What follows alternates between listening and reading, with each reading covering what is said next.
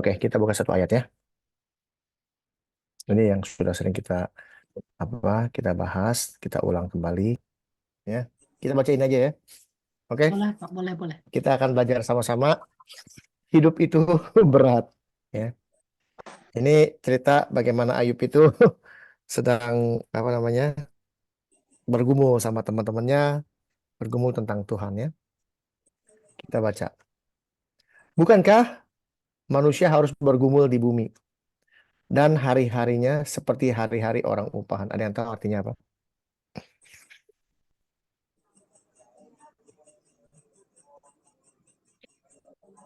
Jadi artinya nggak perlu di nggak perlu di panjang lebar.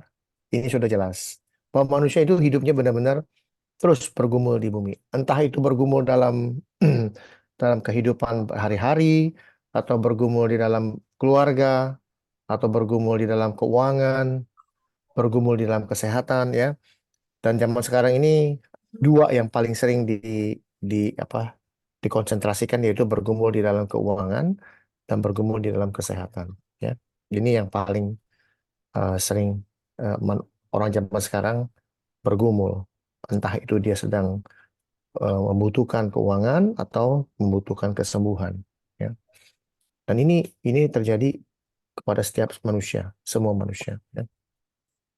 Dan hari-harinya seperti hari-hari orang upahan. Artinya apa hari-hari orang upahan?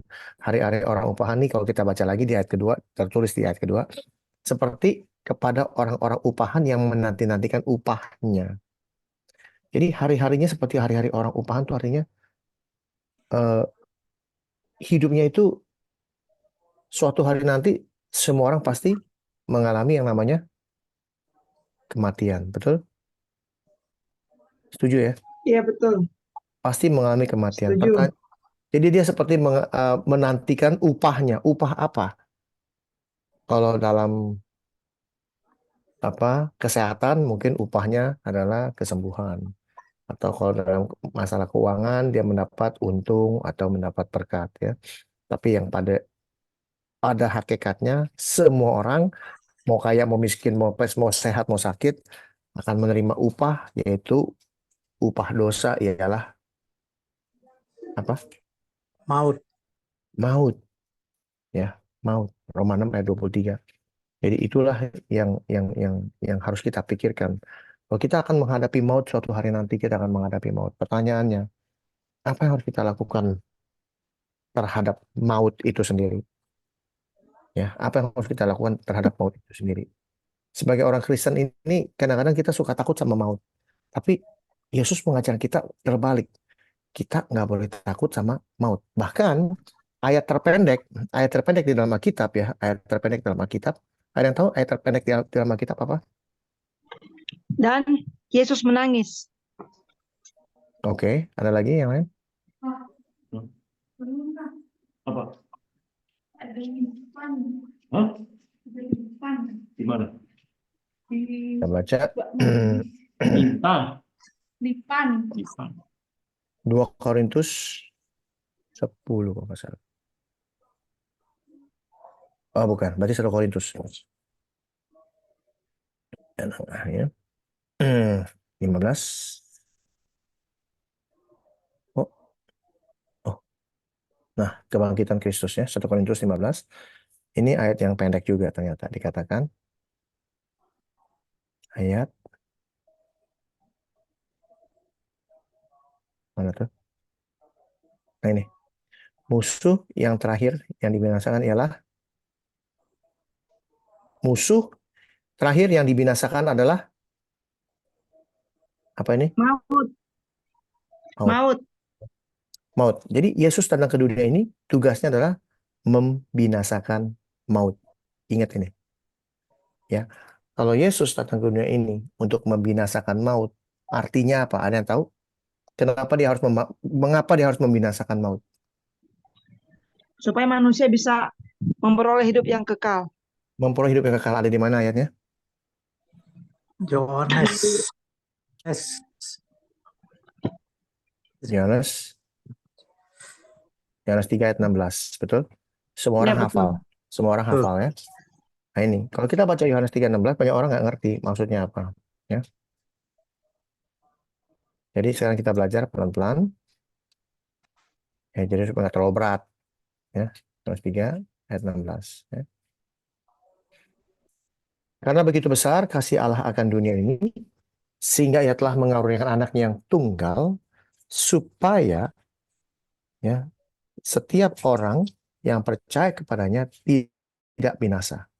Jadi kita ini percaya Yesus bukan hanya nanti hidupnya lebih enak, bukan hari-harinya mendapat upah, tapi suatu pengharapan dari hidup kita adalah kita memiliki pengharapan untuk hidup yang kekal. Nah, bagaimana caranya Yesus untuk bisa memberikan kita hidup yang kekal kalau maut itu masih berkuasa dalam hidup kita? Ya. Maut itu berkuasa dalam hidup kita sampai detik hari ini. Dia berkuasa atas hidup kita. Ya, artinya apa? Tidak ada seorang pun dia mau hidupnya suci kayak, mau hidupnya kudus kayak, mau dia ateis atau penjahat, semua pasti mengalami yang namanya maut. Oleh karena itu, supaya kita bisa mendapatkan hidup yang kekal, ya barang siapa yang percaya kepadanya tidak binasa, melainkan beroleh hidup yang kekal, satu-satunya cara untuk bisa hidup kekal, dia harus membinasakan maut. Ya. Dan ini yang sering saya sebentar Pak. Saya nggak bisa duduk begini, bongkok, terlalu bongkok saya. Pakai kardus. Ada kardus pakai sorry. Saya ganti pakai. I know, wait.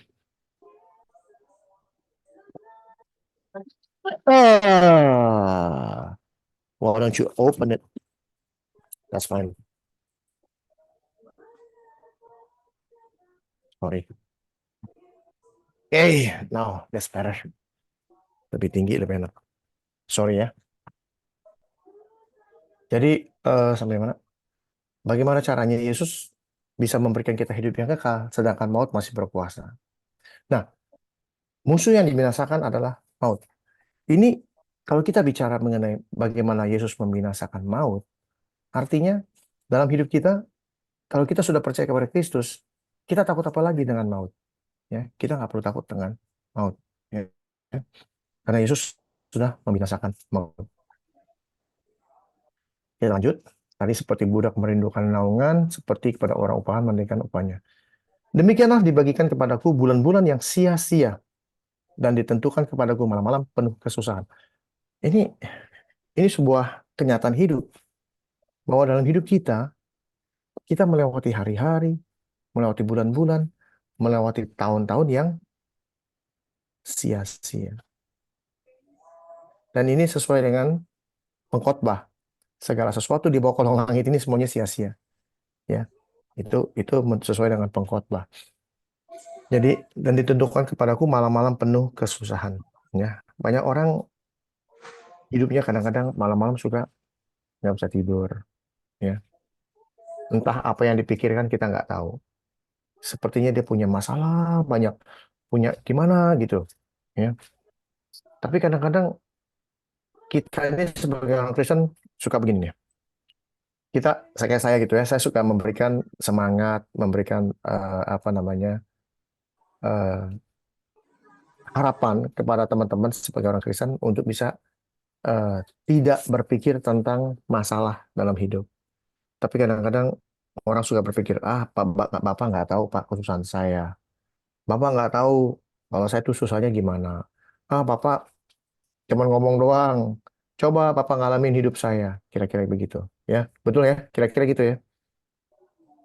Tapi saya ini kalau memberi nasihat atau memberi harapan atau memberi semangat kepada teman-teman yang hidupnya dalam keadaan susah, artinya bukan saya nggak pernah hidup susah.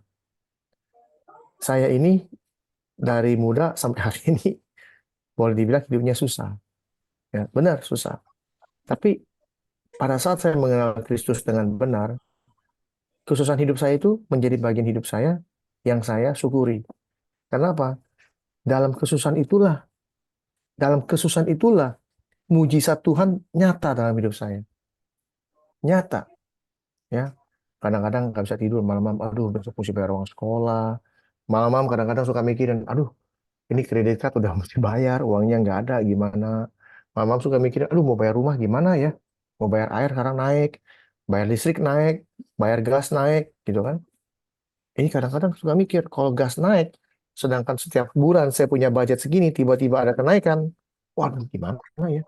Tapi dalam kenyataan hidupnya, lewat aja, lewat aja. Bapak Ibu sini pernah nggak berpikir tentang hal demikian?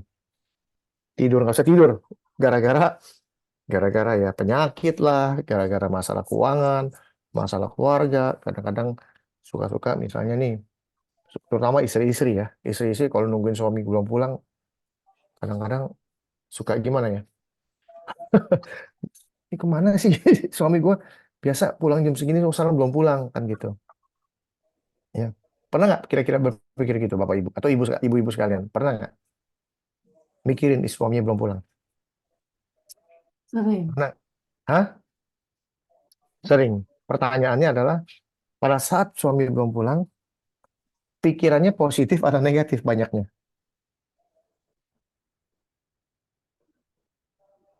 Pasti negatif. Ini pengalaman. Kenapa Pak? Kenapa pasti negatif? Saya mau tahu kenapa pasti negatif.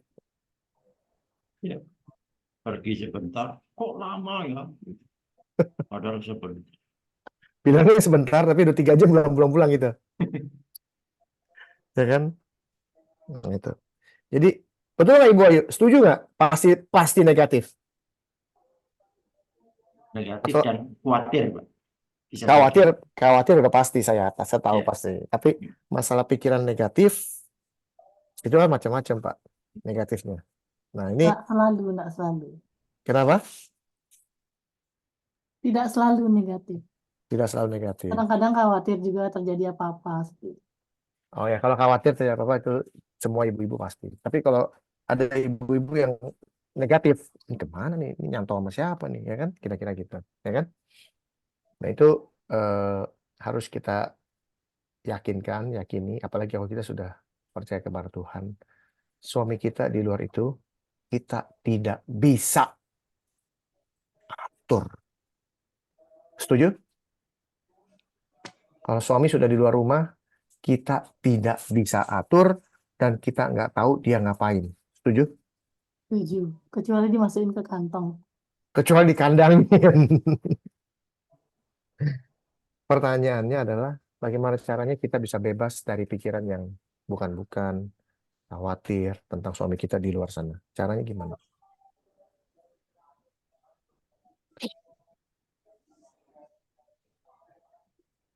Caranya gimana?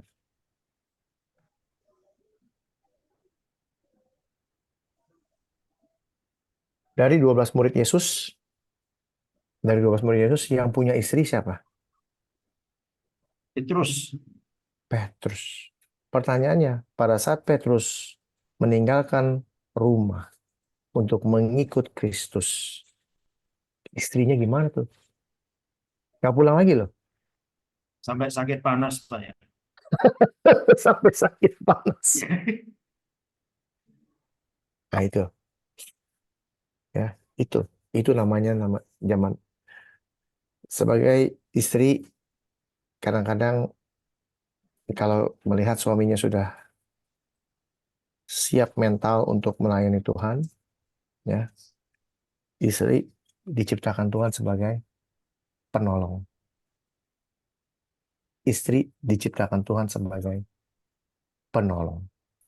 Amin. Ya, pertanyaannya adalah, ini pertanyaan, kenapa Adam perlu istri? Waktu dia diciptakan, dia nggak perlu apa-apa, semua tersedia kok. Segala sesuatu kamu boleh makan. Dia bisa ambil apa saja, terima apa saja. Ini ibu Erika udah mau jawab, dia udah tahu soalnya. Ya Nggak udah aku diam aja, Pak. Aku diam aja kalau gitu. Ya, sekarang sudah pernah cerita, betul? Nah, ibu-ibu di sini bagaimana caranya? Kenapa Adam diberikan istri? Kenapa?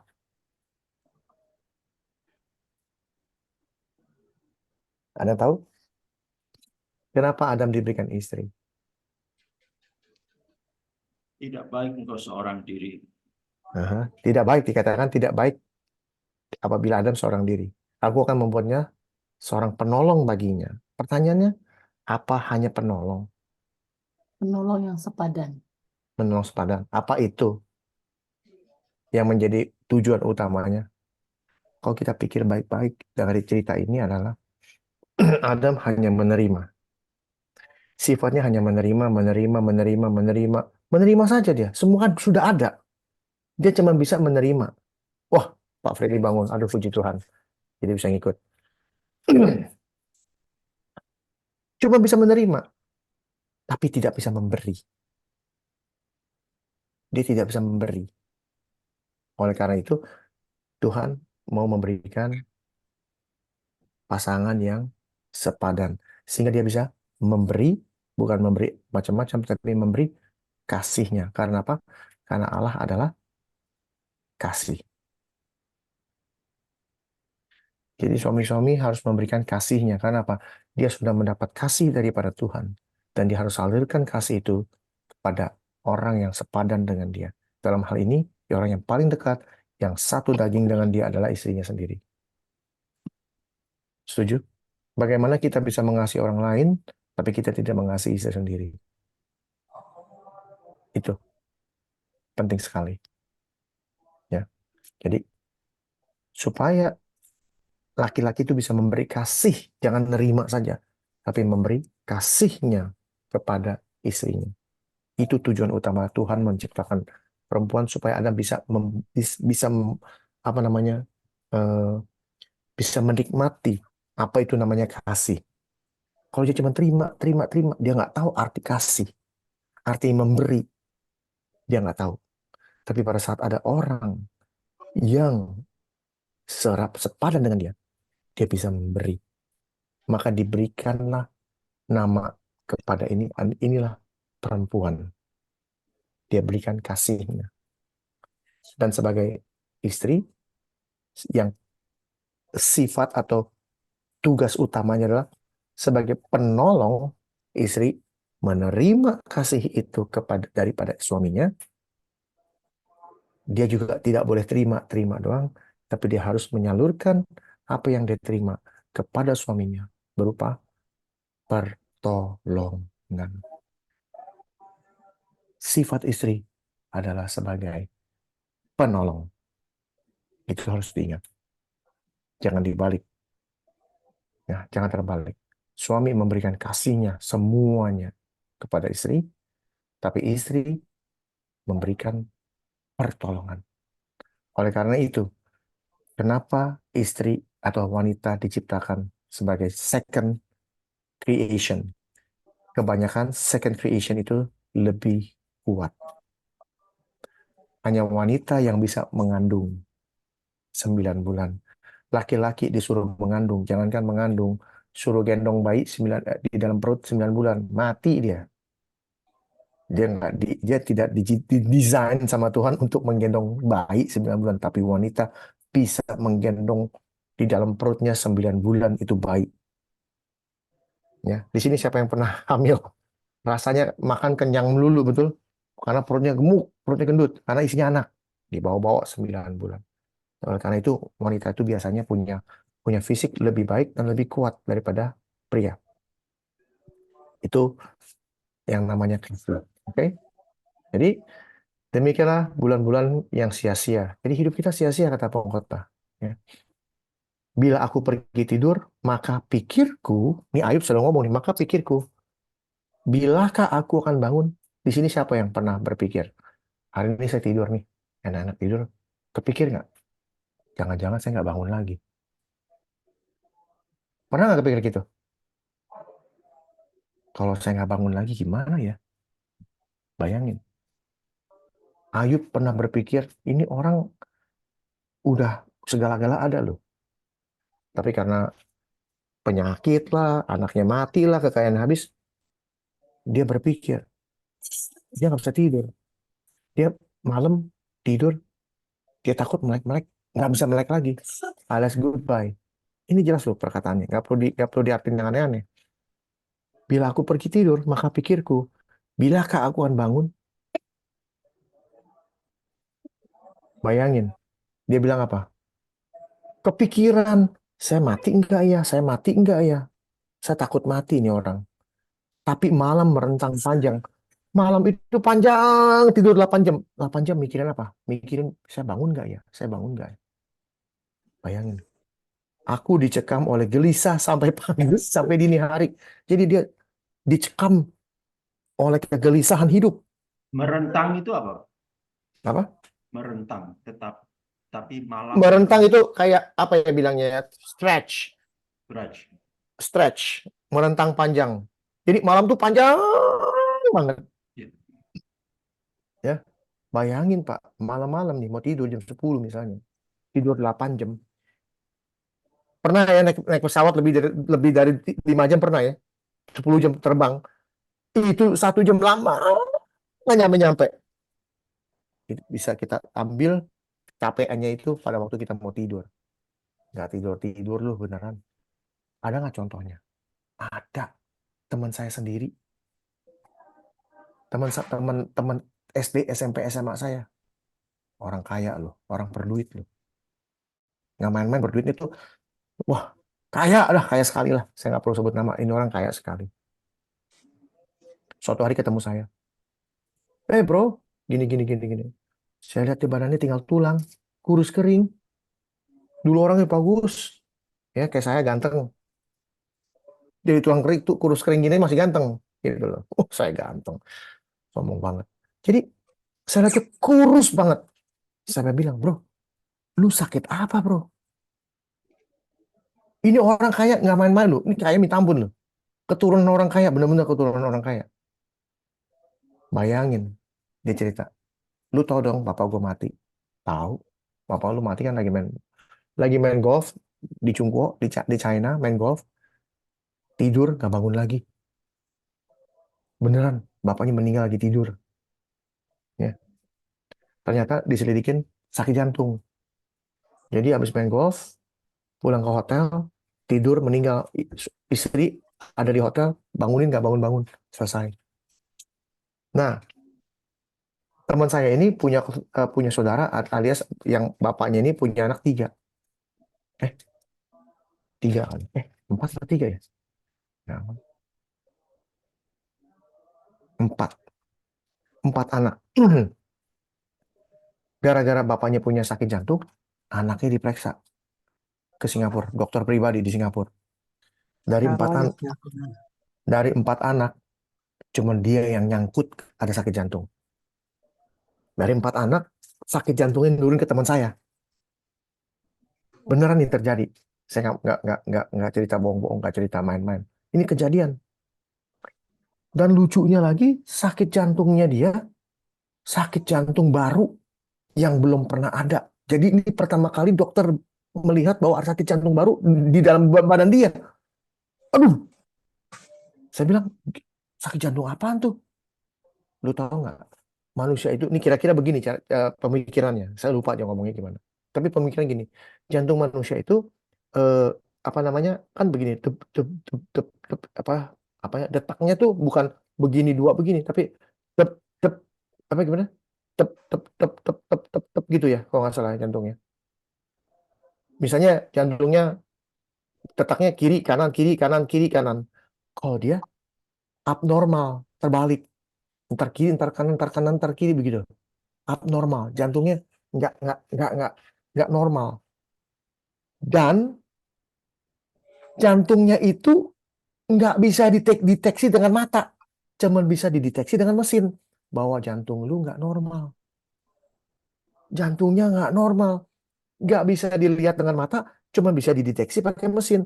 Ini nggak benar. Tapi secara kasat mata sepertinya benar. Tapi mesin bilang ini nggak benar. Ditanya sama dia, ada obatnya nggak dok? Nggak ada obatnya. Bapak Ibu sekalian, duit boleh segunung, tapi kalau ketemu penyakit yang obatnya nggak ada, gimana tuh? Duit segunung nih, tapi ketemu penyakit yang obatnya nggak ada. Terus saya tanya, maksudnya apa nggak ada obatnya? Lu tahu nggak? Dia cerita sama saya nih. Lu tahu nggak Kata dokternya bilang apa sama gue? Dia ngomong sama gue, gila nggak tuh dokter? Dia bilang, lu bisa keluar pintu itu mati. Sebelum lu pegang pintu, lu juga bisa mati. Jadi kapan apa? Jadi anytime jantung lu bisa stop. Anytime. Kayak apa? Kayak bom waktu. Wah, dia bilang apa? Lu bayangin, Sen. Dia bilang, gue nih baru punya anak. Anaknya dua. Ini anak kedua, baru bayi, baru kecil. Dia bilang, gue divonis dokter sakit jantung yang nggak ada obatnya, yang jantung bisa stop anytime. Jadi kayak time bomb. Dokternya bilang, you keluar kamar ini, you bisa mati juga. Sebelum pegang pintu juga bisa mati. Atau 10 tahun lagi baru mati. Atau bisa berapa puluh tahun lagi baru mati. Jadi anytime. Karena dokter bilang, nggak tahu, kita nggak bisa deteksi. Cuma mesin yang ngasih tahu kalau you nggak normal. Bapak Ibu, sejak divonis begitu, teman saya ini tidurnya melek. Persis dengan ayat ini. Ya, bila aku pergi tidur, bila aku akan bangun. Dia bilang sama saya, lu tau nggak, gua tidur 3 bulan mata gue melek. Orang kaya, rumahnya di Permata Hijau, nomor 1 seluruh Indonesia tuh, daerah paling kaya. Ranjangnya mungkin ranjang mahal, mungkin ranjangnya udah kalau tidur badan jadi enak. Melek. Di sini siapa Bapak Ibu yang pernah tidurnya melek? Ada? Tidurnya melek? Ada? Teman saya udah ngerasain 3 bulan tidurnya melek. Saya tanya baik-baik, kenapa lu tidurnya melek? Gue belum siap, gue takut mata gue merem, melek, gue bukan di sini lagi katanya. Tuh, apa yang dialami Ayub terjadi, beneran terjadi dalam hidup manusia. Ya, ini kita udah nggak punya persiapan khotbah, tapi apa yang Tuhan kasih begini ya kita bicara. Bayangin, 3 bulan tidurnya melek, duitnya segunung, duit segunung. Orang-orang punya duit satu berangkasnya sombong. Ini duit segunung, nggak ada obat. Dia bilang, ada obat mau berapapun gue bayar. Kata dokter, nggak ada obatnya. Lu penyakit baru, penyakit jantung baru. 3 bulan tidurnya melek. Ketemu saya, ngobrol. Saya kasih dia kekuatan dan pengharapan. Saya bilang, gue nggak pernah sakit jantung kayak lo, tapi gue nggak pernah takut untuk mati. Saya bilang, kenapa lu nggak takut? Karena gue percaya Tuhan gue. Saya bilang begitu. Dia sudah mengalahkan maut. Kalau dia mengalahkan maut, gue suatu hari pasti mati. Tapi maut itu tidak bisa berkuasa sama gue. Kenapa? Karena Yesus yang sudah bangkit, dia akan membangkitkan gue. Ini teman saya punya mertua pendeta, masih bisa tidurnya melek. Bayangin, mertua pendeta tidurnya melek, duit segunung.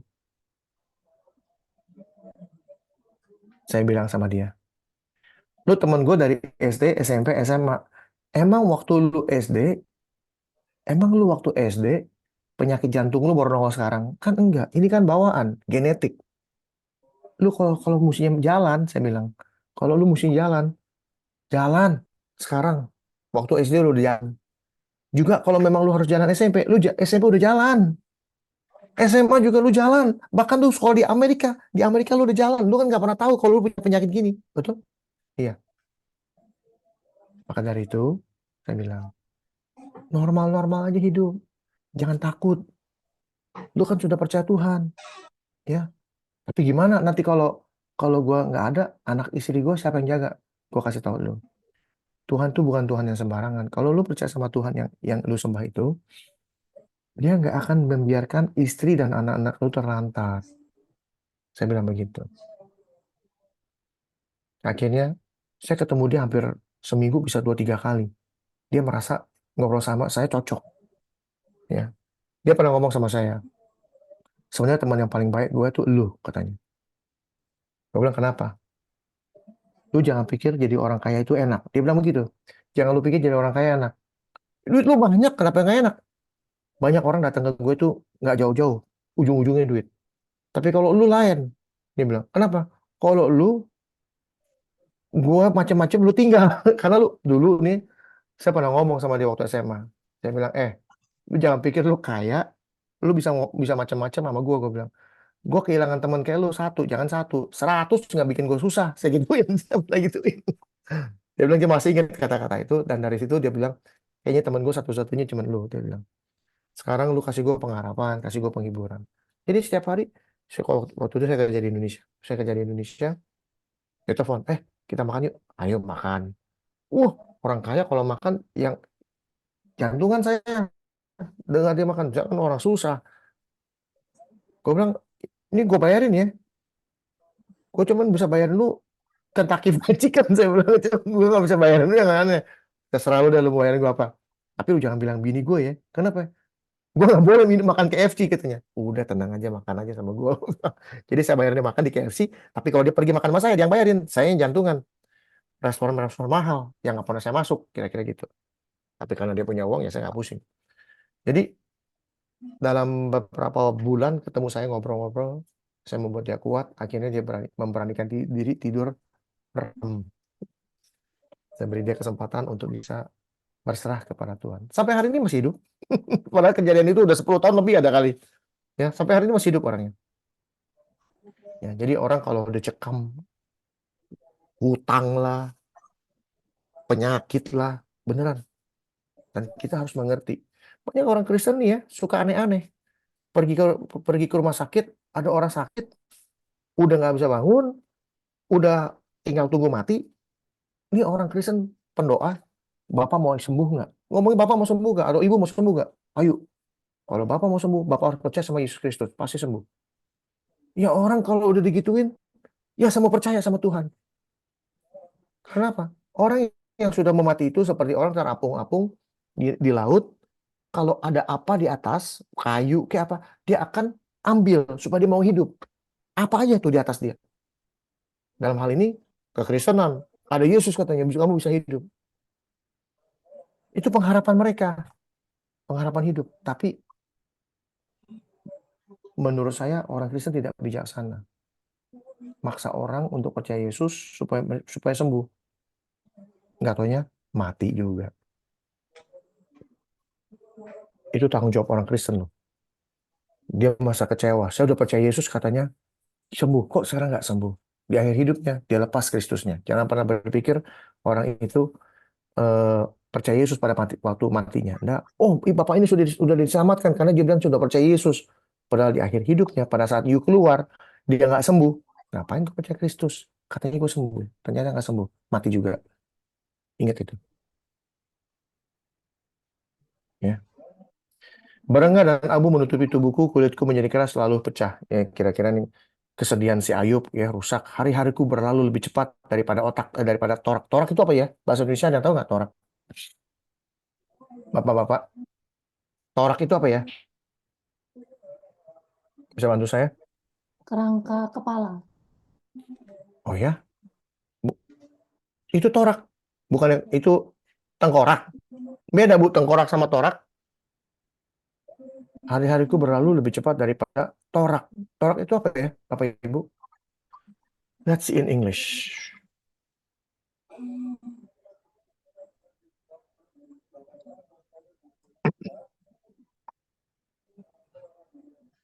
Job 7.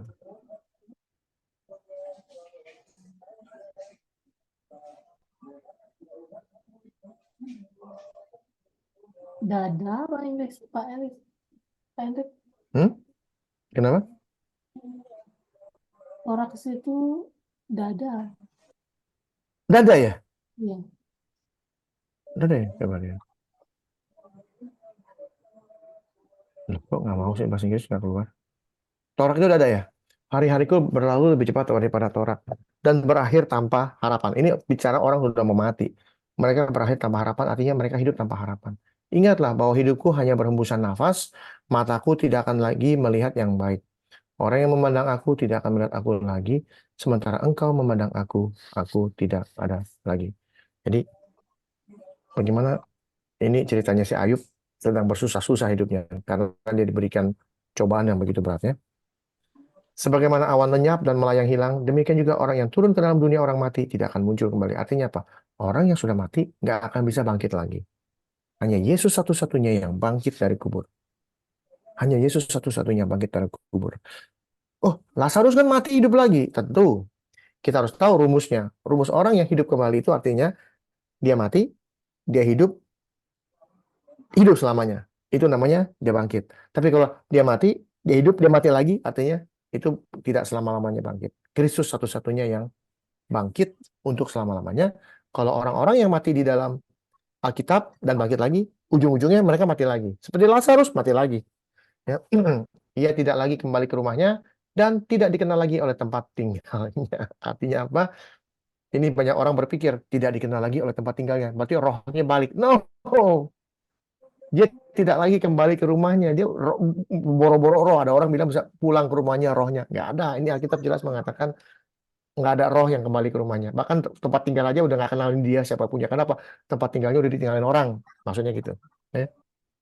Oleh sebab itu aku pun tidak akan menahan mulutku. Aku akan berbicara dalam kesesakan jiwaku, mengeluh dalam kepedihan hatiku. Ini orang yang hidupnya sudah nggak punya harapan. Ya. Apakah aku ini laut atau naga?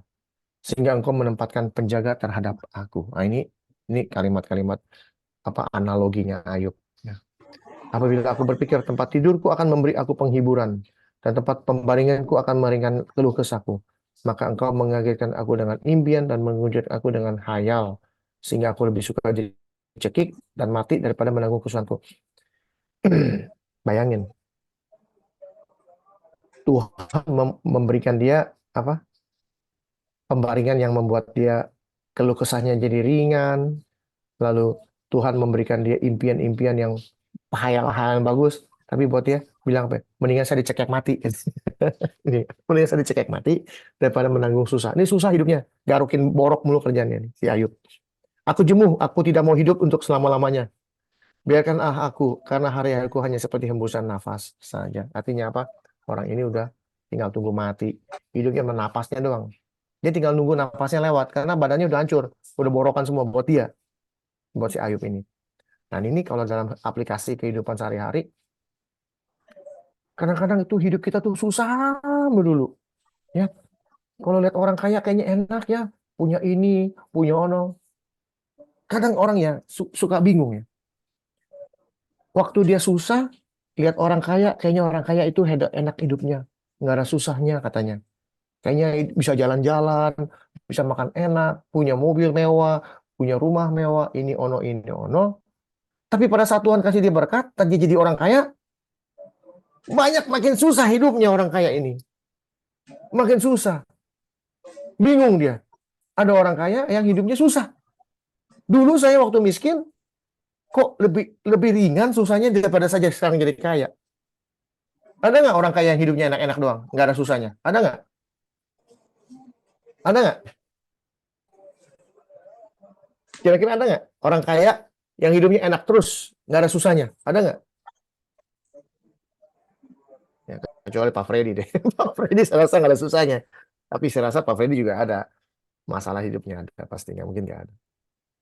Tapi Pak Freddy punya pandangan mata yang berbeda. Kenapa? Buat dia tuh kesusahan itu makanan hari-hari buat dia. Jadi buat dia itu bukan kesusahan. Itu hanya ya boleh ada boleh enggak gitu kira-kira ya. Tapi banyak orang kaya yang hidupnya susah melulu. Padahal kelihatannya enak. Dan orang nggak tahu bahwa ada orang kaya yang kehidupannya tuh jauh lebih sulit, lebih rumit, problemanya lebih banyak daripada orang miskin. Orang miskin punya kesusahan sendiri, orang kaya juga punya kesusahan sendiri. Ya, ya sampai-sampai si Ayub, aduh, bosen saya hidup katanya, mendingan mati. Tapi nggak mati-mati dia, lucu kan? Apa kegerangan manusia sehingga dia kuanggap agung dan kau perhatikan dan kau datangi setiap pagi dan kau uji setiap saat. Lihat firman Tuhan. Siapa kita sehingga kita dianggap agung oleh Tuhan? Sehingga Tuhan memperhatikan kita. Dan dia mendatangi kita setiap pagi. Mendatangi kita setiap pagi itu maksudnya apa? Ada yang tahu? Setiap kita melek mata, kita masih hidup. Artinya apa? Kan saya sudah bilang, nafas yang Tuhan berikan kepada kita ini, nafas ini milik Tuhan. Napas ini sifatnya kekal karena kita diciptakan oleh Tuhan dari debu dan tanah, maka Tuhan mengembuskan nafasnya. Artinya apa? Nafas ini adalah nafas Tuhan, bukan sembarangan nafas. Nafas ini sifatnya kekal. Kalau kita sudah hilang napas, goodbye. Dan Tuhan datangi setiap hari, artinya apa? Tuhan ada di depan hidung kita ya. Ayub 27 ayat 3. Ya, lihat kita lihat. Ini Tuhan ada di depan hidung kita loh. Nggak main-main loh. Gimana tuh? Ayub.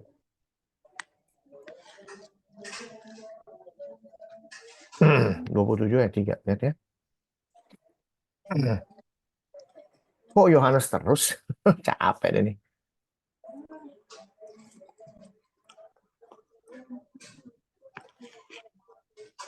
Yuk, 27.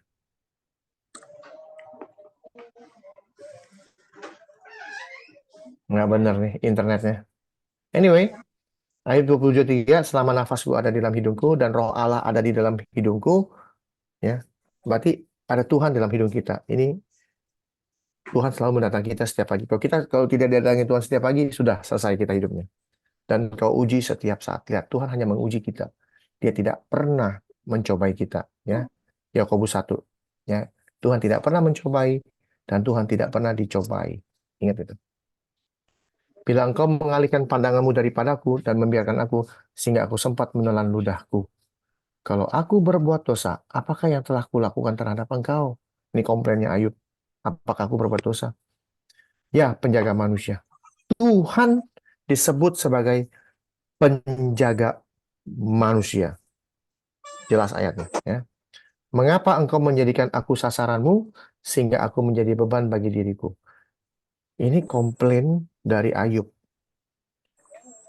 Dia berpikir bahwa Tuhan memberikan dia beban.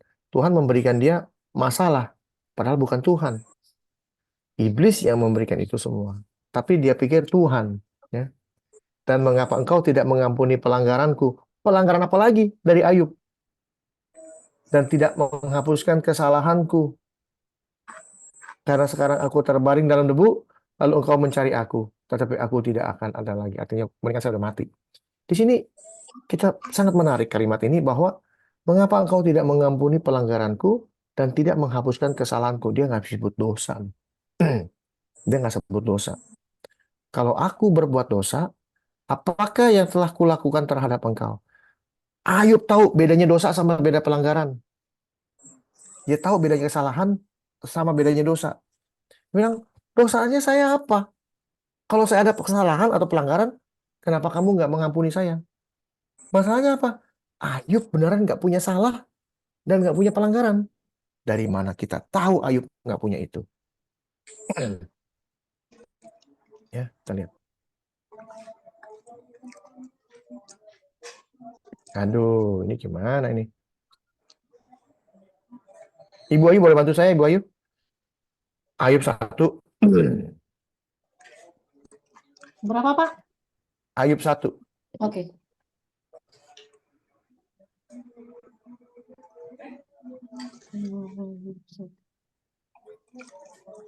Ini membre nih. Saya punya ini. Coba saya matiin dulu. Saya buka lagi.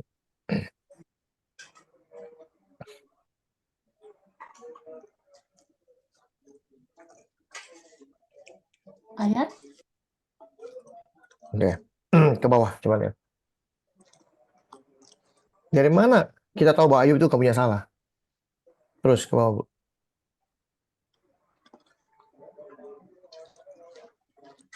Habis.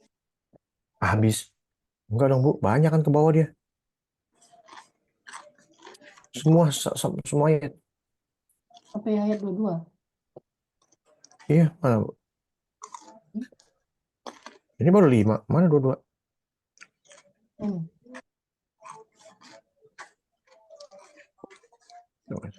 Ayub tidak berbuat dosa dan tidak menuduh. Enggak. Ini loh. Wah, bener. Internet membre. Bener nih. Ke bawah. Bukan. Ke atas dikit. Ke atas dikit. Terus.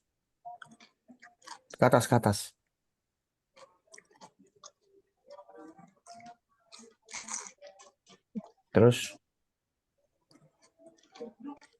Terus, Ayat 3. Coba.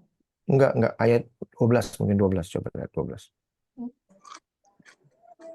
Ya, stop. Enggak. Ayat 9 coba. Mana tuh? Wah, hilang. Ayat 9. Ke bawah, Bu, ke bawah.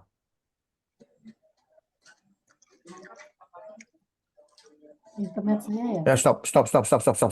Jangan bergerak ya. Lihat. Lalu bertanyalah Tuhan kepada iblis, apakah engkau memperhatikan hambaku Ayub? Sebab tidak ada seorang pun di bumi ini yang demikian saleh dan jujur dan takut akan Allah dan menjauhi kejahatan. Lihat, Tuhan sendiri yang ngomong bahwa manusia ini benar-benar nggak ada salahnya. Bahwa manusia ini tuh benar-benar nggak ada yang namanya dosa, nggak ada sama sekali. Ayub mengatakan, apa dosa saya? Sehingga engkau tidak mengampuni, sehingga aku melakukan satu kejahatan di matamu. Kata Tuhan. Apa? Ini Tuhan sendiri yang ngomong loh. Nggak ada manusia di bumi ini seperti dia. Yang begitu saleh, begitu jujur, dan takut sama Tuhan, dan menjauhi kejahatan. Bayangin. Ya, bayangin tuh. Orang kayak Ayub. Dahsyat. Ya. Ini kok nggak mau ya? Sebentar.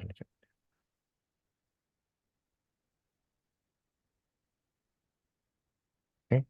Jadi, apakah dalam hidup kita ini kita dihadapkan oleh problema-problema seperti Ayub?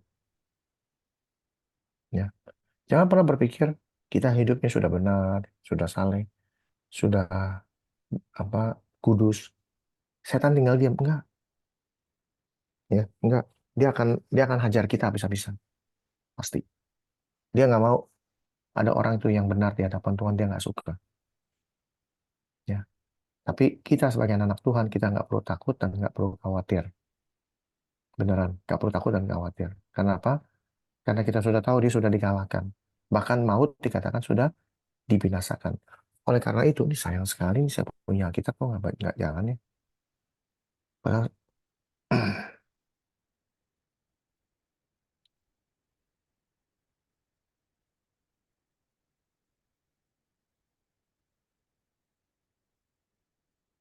halo, ya. Ibu boleh bantu saya buka 1 Timotius 6 ayat 16. Ya.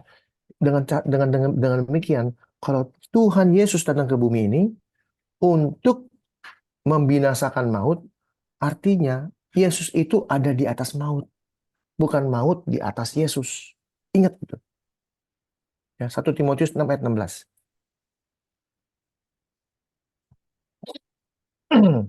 Artinya apa? Kita nih orang Kristen merusak kekristenan kita dengan cara apa? Dengan cara mengatakan Yesus mati. Betul, Yesus mati. Tapi kita nggak pernah tahu arti Yesus mati. Kalau kita mati, berarti kita takluk sama maut. Karena kita ada di bawah kuasa maut. Tapi kalau Yesus mati, berarti bukan maut berkuasa atas Yesus. Yesus satu-satunya yang tidak takluk kepada maut tuh. 1 Timotius 6 ayat 16 mengatakan, dialah satu-satunya yang tidak takluk kepada maut. Tuh, ini yang ngomong firman Tuhan. Artinya apa? Artinya Yesus sendiri bukan berarti dia mati, tapi dia menyerahkan nyawanya untuk kita. Dia Ini menye- ucapan Ayub, Pak ya. bukan ini Timotius. Oh, Timotius yang berbicara. Iya, 1 Timotius 6 ayat 16. Ya, dialah satu-satunya yang tidak takluk kepada maut. Kalau kita bilang Yesus mati, berarti dia takluk sama maut. Itu kesalahan buat saya. Kesalahan total buat orang Kristen. Tapi kadang-kadang kalau saya udah kasih tahu ini, banyak orang nggak mau ngerti. Banyak orang nggak mau, ngomong sembarangan Pak Hendrik begini. Padahal saya cuma kasih tahu ayatnya ini, kasih tahu beneran ada. Bahwa Yesus satu-satunya yang tidak takluk sama maut. Kalau dia mati, berarti dia takluk sama maut. Yang ada adalah dia serahkan nyawanya. Dia serahkan nyawanya pun kepada Bapaknya. Ya,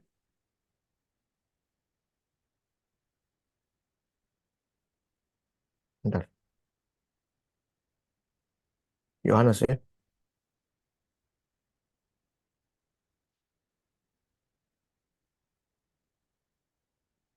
Ya.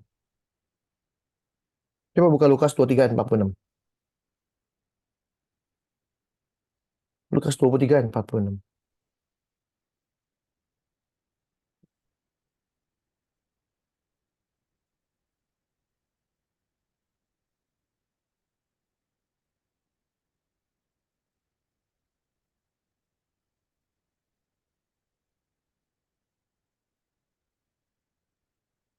Benar. Ya.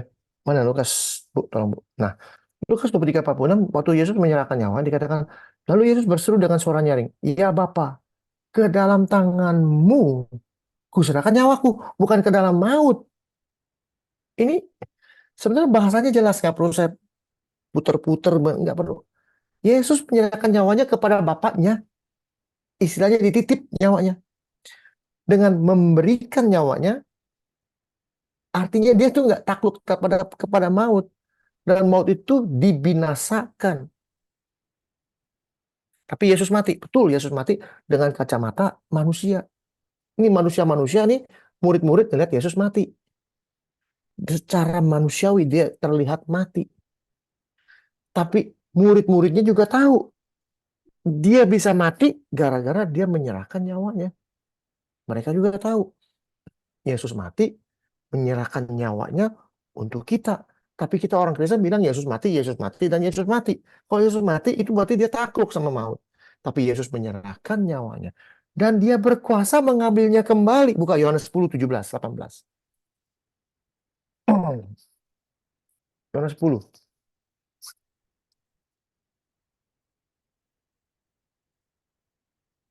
ayat 17 dan 18. Bisa bantu, Bu? Ini yang terakhir ya.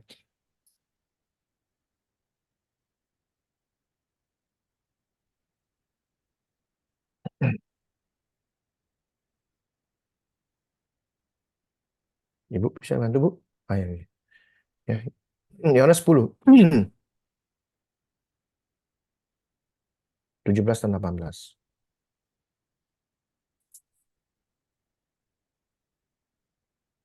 Baca Ini ya. kayaknya, di mana kok nggak ada, Bu?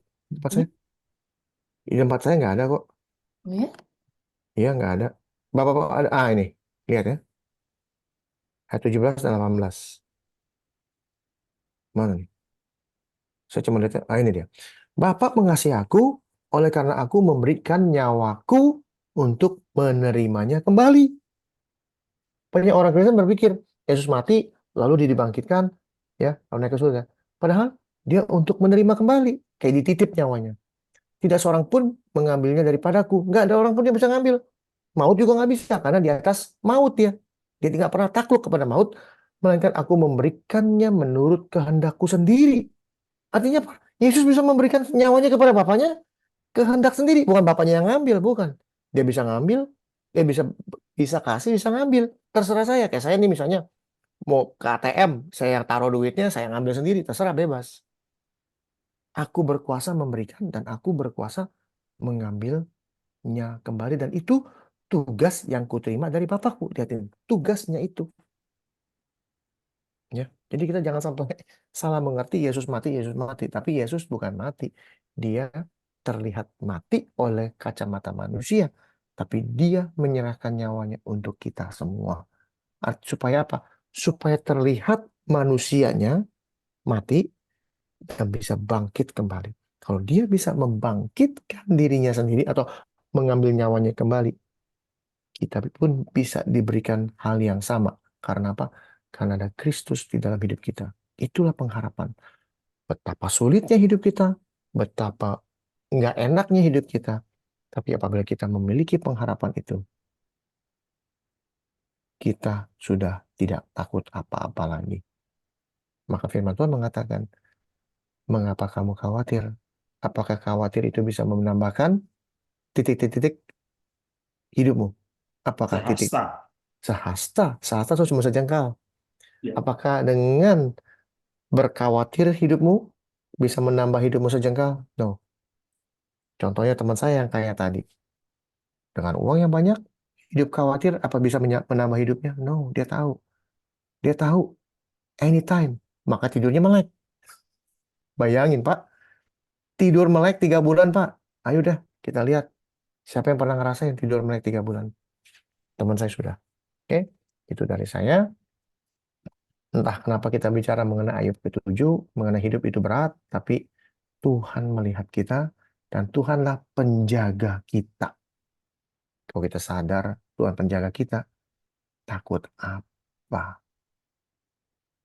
Kalau dibilang, oh Bapak ngomong sembarangan, Bapak nggak tahu hidup saya kayak apa. Kalau kita masih khawatir, kita belum mengenal dia dengan baik. Kalau kita sudah kenal dengan baik, lihat Daud. Kamu mendatangi aku dengan lembing, ya, dengan panah. Aku datang dengan bala tentaranya Tuhan. Goliat, Daud melihat Goliat, nggak ada khawatirnya.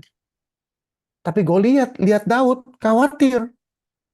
Khawatirnya apa? Dia ngaku dirinya anjing. Emang saya anjing? Kamu datang pakai pentungan? Itu. Kita jangan sampai masalah itu di atas kita. Kita harus ada di atas masalah. Sehingga masalah merasa dirinya anjing. Yang siap kita injak-injak. Kalau kita ada berdiri bersama Tuhan, kita melihat masalah itu menjadi biasa. Baik itu masalah keuangan, maupun masalah kesehatan, masalah keluarga, dan sebagainya. Tuhan memberkati kita semua. Amin. Terima kasih Pak Ajik. Ya, sama-sama. Kita berdoa dulu ya. Bapa dalam surga, terima kasih atas diskusi yang indah. Kami, hamba-Mu tidak tahu apa-apa Tuhan, tapi hamba tahu setiap kata-kata yang keluar dari mulut hamba ini bukan opini, tapi roh Bapa sendiri yang ada dalam hidupku ini, yang berkata-kata melalui hidupku ini. Hamba sudah selesai, sebenarnya kami akan berbincang-bincang maupun berdiskusi, biar Tuhan sendiri yang akan menjawab semuanya Tuhan, bukan aku, tapi aku dipakai sebagai alat-Mu saja. Terima kasih Tuhan, kami serahkan waktu selanjutnya ke dalam tangan-Mu. Di dalam nama Tuhan Yesus kami berdoa mengucap syukur. Amin. Amin. Silakan ada pertanyaan atau ada tambahan. Thank you ya. Sama-sama Janji Tuhan Mahong. Yesus memberkati. Kamsia, Mahong, Susunita Ai. Silahkan